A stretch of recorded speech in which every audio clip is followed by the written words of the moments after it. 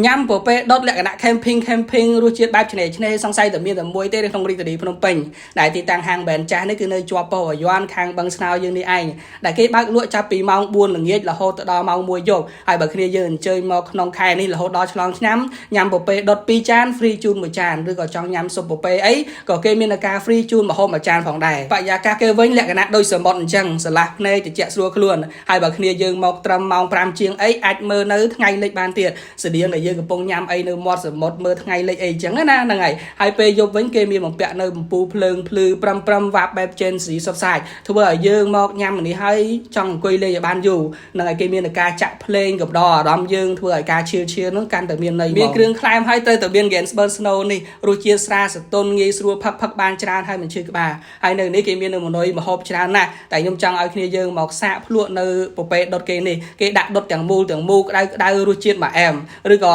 គ្នាយើងចង់ញ៉ាំជាកន្ធាយមឹកអាំងបង្គាអាំងឬក៏គោលើជ្រុញអីក៏បានដែរហើយជាពិសេសជាងគេគឺស៊ុបត្រីក្រហមនេះតែម្ដងមេត្រជាក់អញ្ចេះបានហត់ស៊ុបក្តៅអីនិយាយពីជាតិនោះជាតិហើយក្នុងវីដេអូនេះគឺមានតែប៉ុណ្្នឹងទេជួបគ្នានៅវីដេអូក្រោយអរគុណបាយ